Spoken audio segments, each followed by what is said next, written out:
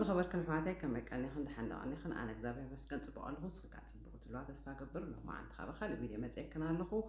እንጆይ ክትገብሮ ተስፋ ገብር ሓደሽቲ ትኾንክን መጀመርያ ክንድሕር ኮይና ኣብዚ ናተይ ዩቱብ ሳብስክራይብ ምግባር ኣይትረስዓ እቶም ኩሉ ግዜ ሳፖርት ገብራን ኣሕዋተይ ካብ ብጣዕሚ እየ ዝመስግነክን የቐኒየለይ ሎማዓንቲ ከዓኒ ቦርሳታት ኦኬላ ቁልፊ ገለ ኣክሰሰሪስ ሒዘልክን መፅአ ዘለኹ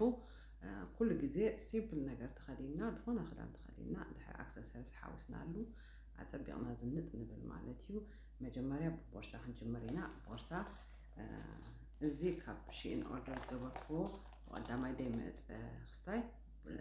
ክቡር ቦርሳ ኣሎ ናቱ ክስታይ ንዑ ድማ ሳሰሊ ግን ካብ ሺኢን ብጣዕሚ ዋግኡ ሕሱር ዝኾነ ቦርሳ እዚ ፅቡቕ ሕጂ ደሎ ቦርሳታት ዓብዪ ድኾነ ዓይነት ክንክደን ንኽእል ኢና ግን በቃ ከምቲ ናይ ቀደም ንእሽተይ ገለ ንኽደኖ ነበርና ንገብሮ ነበርና ቦርሳ ገለ ይኮነን መብዛሕትኡ ከምታት ሼፕ ዘለዎ ዓብ ቦርሳታት ኣኒማል ፕሪንት ገለ እዩ እዚኣ ቦርሳ እዚ ክቡር ዝኾነ ቦርሳ ንዑ ድማ ሳሰል ኮይኑ ግን እዚ ናይ ሺኢን ሕሱር ቦርሳ ኮስ ጌርና ምስ ከምዚ ስታይ ጌርና ምስ ድኾነ ክዳን ክንክደኖ ንኽእል ኣዘንጥ ዘብለና ማለት እዩ ካልእ ብጣዕሚ ሕጂ ደሎ ከምቲ ብቐዳማይ ዝበልኩኹን እዚ ኣኒማል ፕሪንት ዚብራ ገለ መለ ማለት እዩ እዚ ከዓ ካብ ሺኢን ኦርደር ዝገበርኩ ኣርእየክን ነይረ ብጣዕሚ ክራስ ባሪት እዚ ንእሽተያ ግን ብጣዕሚ ፅብቕቲ ደስ ትብለካ ሓደ 3 መዓልቲ 4 መዓልቲ ገይረዮ ሲምፕል ኮርስ ጌርካ ብጣዕሚ ከምዚ ንጎኒ ጌርካ ብጣዕሚ ኣዘነ ዘብለካ ቦርሳ ከዓ እዚ ከዓኒ ዚብራ ምስ ዝኾነ ክትክደኖ ትኽእል ማለት እዩ ነዚ ሳመር ስፕሪንግ ሳመር ዋላ ዊንተር ኣብ ዝኾነ ግዜ ክንክደኖ ንኽእል ዝኾነ ከምዚ ኣኒማል ፕሪንት ዘሎ ብፍላይ ዚብራ ሕጂ ኣብዚ ሕጂ ግዜ ኣፀቢቑ ትረንድ ስለ ዘሎ እዚ ኣብቲ ዲስክሪፕሽን ባክስ ናይ ብቐዳማይ ናይ ሺኢን ዝገበርኩ ኣብኡ ለክን ኣብኡ ከይድክን ክትረኽብዎ ትኽእላ ኢኽን ማለት እዩ ካልእ ከዓኒ ከምቲ ናይ ቀደም ቦርሳ ዓብ ቦርሳ ከምሳት ሕጂ ቅድሚ ዓመት ገለ ዓሚ ገለ ብዙሕ ኣይንገብር ኢና ነርና ዓብ ቦርሳ ኣርእየክን ነይረ ዓብ ቦርሳ እንዳመፅአ ስታይል ብልደሎ ገለ ኢለ ኣርእየክን ነይረ ግን ከምሳት ዝሕር ከዓኒ ኣፀቢቑ መፅኡ ከምቲ ናይ ቀደም ማለት እዩ እዚ ዕቢድ በለ ከምሳት ፕሪንት ዘለዎ ናይ ነብሪ ፕሪንት ማለት እዩ እንደገና ከምሳት ዘለዎ ኣብዚ ኣሜሪካ ደለዋ ደለኽን ኣብ ድኾነ ክትረኽባ ትኽእላ ኢኽን ዋላ ቲጄ ማክስ ዋላ ማርሻል ኣብ ድኾነ ክትረኽባ ትኽእላ ኢኽን ማለት ከምዚ ፕሪንት ዘለዎ ዓብዪ እዚ ብጣዕሚ ብጣዕሚ ሕጂ በቃ ፋሽን ስለ ዘሎ ከምዚ ኣኒማል ኩሉ ግዜ እዚ ኣኒማል ፕሪንት ኩሉ ግዜ በቃ ክህልወና ፅቡቕ እዩ ከምቲ ኮድ ኣርእየክን ድኾነ ዓይነት ክስታይ ማለት እዩ ዋላ ጫማ እንድሕር ኣለና ገለ ከምዚ ኩሉ ግዜ ፋሽን ኣይወድቕኒ ግን ከምዛት ዓይነት ቦርሳ ከዓኒ ፅቡቕ ካብ ኩሉ ደስ ትብለካ ናይ ሕጂ ቦርሳታት ዓብዪ ፋሽን መፂኡ ዘሎ ከዓኒ ብዙሕ ነገር ድላይ ካብኡ ተቐምጠሉ ማለት እዩ ንእሽተይ ኣዘንጥ ዘብለካ ከሎስ ግን ብዙሕ ነገር ጎድለካ ብዙሕ ነገር ኣይተቐምጠሉን ኢኻ ማለት እዩ ካልእ እዚ ብቐዳማይ ኣርእየክን ነይረት ናይ ቀደም ቦርሳ ከምታት ናይ ቀደም ቦርሳታትና እንድሕር ኣሎ ኮይኑ ከምሳት ዓይነት ቦርሳ ከምዚ ብጣዕሚ እየ ትፈቱ ካብ ቀደመይ ከምቲ ዝበልኩን ቅድሚ ሕጂ ዋላ ኮች ኣርእየክን ነይረ ናይ ቀደም ኮች ከምዚ ሕብሩ ብጣዕሚ ዝፈትዎ ሕብሪ እዚ ከምዚ ዓይነት እዚ ኣብ ብላክ ሓንቲ ሓፍተይ ሓቲትክን ነርኪ ብላክ ኤንድ ዋይት ሃውስ ዝብል ክስታይ ደሎ ካብኡ ተገዚኡ ነይሩ ግን ናይ ቀደም እዩ ናይ ማዘርስ ደይ ግፍቲ ድመፃኒ ማለት እዩ ብጣዕሚ ስለ ዝፈትዎ እዚ ብጣዕሚ ፅቡቕ ሕብሪ ዝኣነ ፈትዎ ማዕተ እዚ በርገንዲ ሻይኒ ዝገብር ከዓ ከምዚ ማሮን ክንብሎ ንኽእል በርገንዲ ክንብሎ ንኽእል ሶሲታት ዓይነት ቦርሳ ካልእ በቃ ከምታት ዓይነት ቦርሳ ናይ ቀደም ቦርሳታትና በቃ ሕጂ ነውፅኦ ኣለና ማለት እዩ ኣብዚ ዝሓለፈ ዓመታት ንኣሽቱ ቦርሳታት ገለ እዩ ነይሩ ከምቲ ብዙሕና ንፈልጦ ማለት እዩ ሕጂ ግን ዋላ ንኣሽቱ ቦርሳታትና ክንገብሮ ንኽእል ኢና ስቲል ግን እዚታት ከዓኒ ሕጂ ቀደም ኮች ኣውትሌት ኮች ኣሎ ብዛዓዲ ቀደም ዝገዛእኽዎ ሕጂ ግን ገብሮ ጀሚራ ማለት እዩ ነግድ ናይኮነን ፋሽን ትረንድ ስለ ደሎና ክንገብሮ ግን ሓደ ግዜ ፋሽን ደሎ ክትገብሮ ከዓ ደስ ዝብለካ ማለት እዩ ሶ እዚ ትኮች ገለ መላእ ክስታይ ኣይገብሮን ግን ኣቐሚጠዮ ገለ ዝነበርኩ ናይ ቀደም ቦርሳይ ማለት እዩ ሶ ሕጂ ዝታት ክገብሮ እየ ማለት እዩ ምስ ሓደ ጫማታት ከርእየክን እየ መፅኡ እዚ ቀደም ከምዚ ንገብር ነርና ድሓር ግን በቃ ፀብ ክስታይ ፋሽኑ ክስታይ ምስ ኮነ ከዓኒ ኪትን ሂል ገለ ንብሎ እዚ ስሊም ባግ ጫማታት ገለ ከምዛ ጥራሕ ንገብር ነርና ሕጂ ግን ከምዝታት ከኣል መፅኡ ብጣዕሚ ዝሕጎሰና ነገር እዚ ወዥ ከምዚ ዓይነት ጫማ በቃ ሕጂ ኣፀቢቑ ምምፅኡ ማለት እዩ ምክንያቱ ብጣዕሚ ንኣገርና ንሓመማ ብዝኣት ደለ ማለት ዋ ክትገብር ከምቲ ናይ ቀደም ዋ ክንገብር ገለ ኣይንኽእልና ጫማታት ግን ብጣዕሚ ላስቴር ካብ ዛራ ገዚአ እየ ነይረ እዚ ናይ ዛራ ጫማ እዩ ግን ናይ ዛራ ኩሉ ግዜ ብፍላይ ኣብቲ ሴል ክኸውን ከሎ ኣብቲ ምውፅእ እንድሕር ገዚእኻዮ በቃ 4 ዓመት 5 ዓመት በቃ ግን ከም ትድወልኩ ኩና ይግድም ፋሽን ኢልና ደይኮና ድኾነ ዓይነት ክንክደን ንኽእል ኢና ግን ከምታት እንድሕር ድኾነ ዓይነት ኣክሰሰሪስ ከምዚ ክስታይ ዝኾነ እንድሕር ብልና ከዓኒ ዝንጥ ክትብል ከዓ ደስ ይብለካ ማለት እዩ ኤኒዌይ እዚ ናይ ዛራ ጫማ ላስቲር ዝገዛእኹ እዩ ኣፀቢቑ ኣነ ሽዑኡ ነቲ ሳመር ክኾነኒ ግራጁዌሽንስ መርዓ ገለመለገለ ስለ ዝነበረ ኖዒታት ክኾነኒ ኢለ ገዚአ እየ ነይረ ኮንፈርት ክኾነለይ ግን ፋሽን ስለ ዝመፀ ሕጂ ከዓ ሳመር ከዓ መሊሳ ኣፀቢቑ ዝንጥ ክብለለይ ማለት ጥዑም ስለ ዝኾነ ከዓ ስለ ደየድ ክመካ ብዙሕ እሱ ከዓኒ በቃ ፀቢቐ ዝንጥ ክብለለይ እየ ኣለኹ ድሓር ካልእ ከዓኒ ከምዚ ከዓ እዚ ከዓ ከም ሕጂ ዓርየክን ነይረ ክልተ ዓመት ገለ ገብሪ ካብ ድገዝኦ ከምታት ዓይነት ከዓኒ ንስፕሪንግ ሳመር ከዓ ብጣዕሚ ደስ ትብለካ ጫማ ከዓኒ ወላ ኩሉ ፀሊም ጌርካ ኣነ መዓት ፀሊም ዘለኒ ፅቡቅ ጅሩ ጌርካ ማለት ፀሊም ክዳውንቲ ብጣዕሚ ብዙሕ ዘለኒ ሓፂር ነዊሕ ገለ መለ በቃ ዲፈረንት ስታይል ዘለዎ ገለ ማለት እዩ ወላ ፀሊም ጌርና ወላ ምስ ድኾነ ወላ ምስ ፃዕዳ ምስ ድኾነ ክንዝንጠሉ ንኽእል ከዓ ከምዚ ዓይነት ሕብራዊ ዓይነት ጫማታት እንድሕር ኣለና በዛ ከዓኒ ፅቡቅ ናይ ግድን ኣይኮነን ከምዚ ማለት እዚ ኖርማል ጫማታት ፀሊም ሕብሪ ገለገለ ክንገዝእ ዝኾነ ዓይነት ሕብርታት ከምዚ ሕጉስ እንድሕር ኣቢልና ኣሎ ከዓ ወላ ሲምፕል ነገር ተኸዲንካ ከዓኒ ዝንጥ ትብል ማለት እዩ ወላ ምስ ጅንስ ክንገብሮ ንኽእል ወላ ምስ ድኾነ ክንገብሮ ንኽእል ማለት እዩ ንስፕሪንግ ሳመር ከዓኒ በቃ ዘንጠብለካ እዚ ናይን ዌስት ከዓ ሕጂ ነጊረክን ብጣዕሚ ኮምፎርተብል ዝኾነ ጫማ እዩ ዘለዎ ማለት እዩ ካልእ ኣብዚ እንታይ ኣለኒ ፍላት ጫማ ኣለኒ ናይ ስቲቭ ማደን ማለት እዩ እዚ ከዓኒ ፍላት ከምዚ ዓይነት ፍላት ከዓኒ መፂሎ ግን ናይ ግድ መፂሎ ከም ዝብለክ እንደለኹ መፀ ኮና ክንገዝእ ግን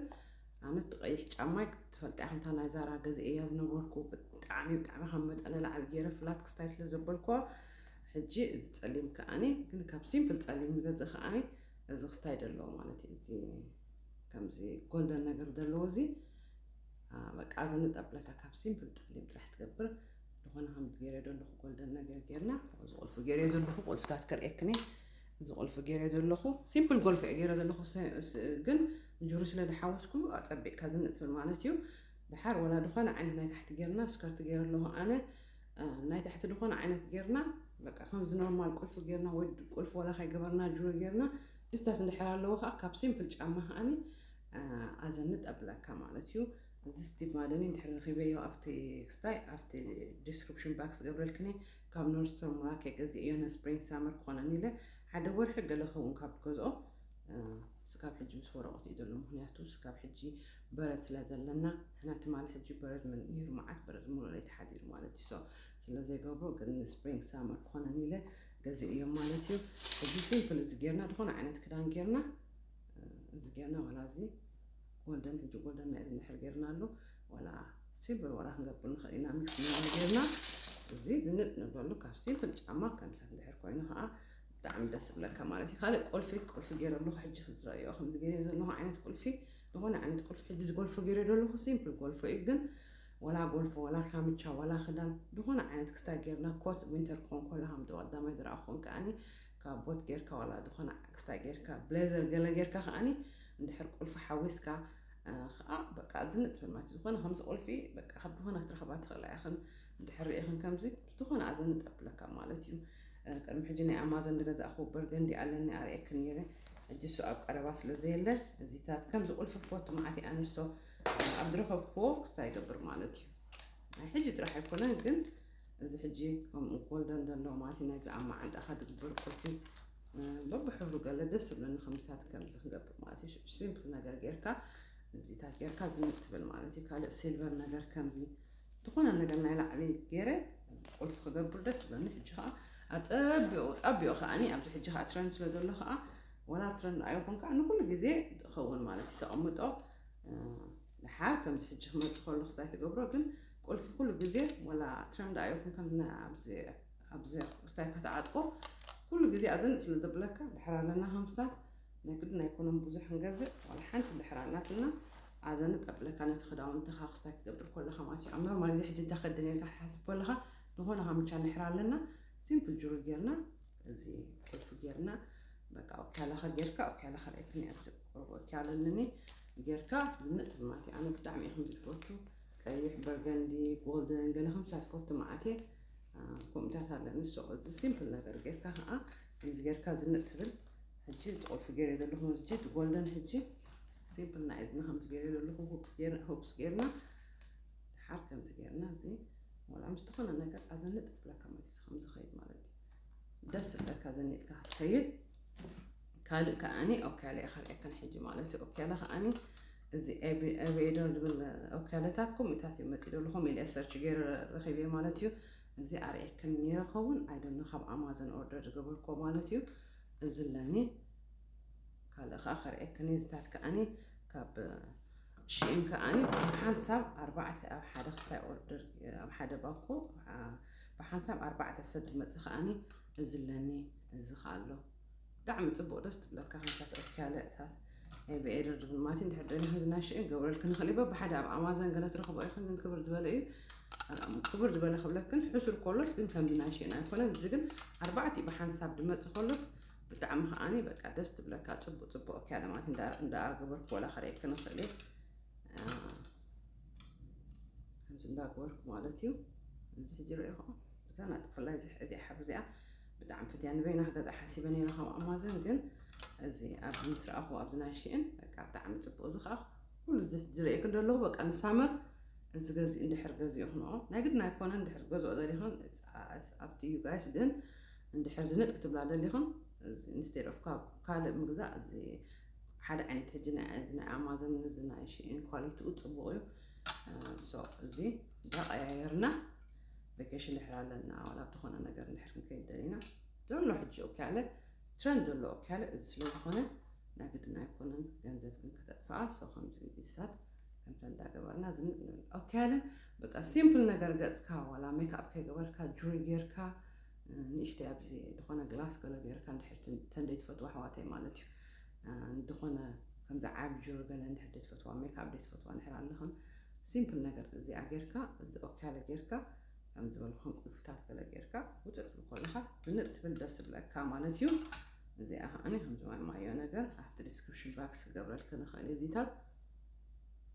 هم زيرنا simple غيرنا زنت من مالتيو دس بلاكا خذنا كلها دس بلاكا صورنا لما عند فيديو زي accessories بوزي حستا إنه وحي كنا جن أقعد أم خلاني كيرس لازم نوركم زي واتس إلى مسبع البيت تكستايلس لازم نوركم أو أخلو خوزنا accessories فيديو خارجي أنا after weekend أخذ بحاسب نيره جنس ميك أب جلا جرا خلو خو حج خو قبريله أو خلو خو إستاذ عليك كريه كني لما تعملتيو كم تدبل خون كل جزء مك simple نجار ولا قد ميك أب ليش فتوى ميك أب تبرجن simple ميك أب غير كاب يعني لبستيك غير كا جوري غير كا دخون عينت كده دلنا بزانا نيجي نكون نجز دلنا بزانا كده ممتاز إذا 5 نحر حوشنا له قال إن جاري خا مالت كيري خاتب الصو كم جيرنا زنت كنبل خلينا مالتيو نعلم عن فيديو زي أتمثل سبسكرايب دي قبل كل حرام لخن سبسكرايب المباراة الساعة كواتسهم كل لخن سبسكرايب يركن واتسا لايك أكبر أو كاتم كأخلهم زي جيرة اللهم بعد كده نيز أخلهم خريك مالتيو سبسكرايب كي قبل كنايت واتسا لايك أخي قبل كنايت واتسا أبقى تعلم خارج سناب نرحب كأ بسلام الرحبنا باي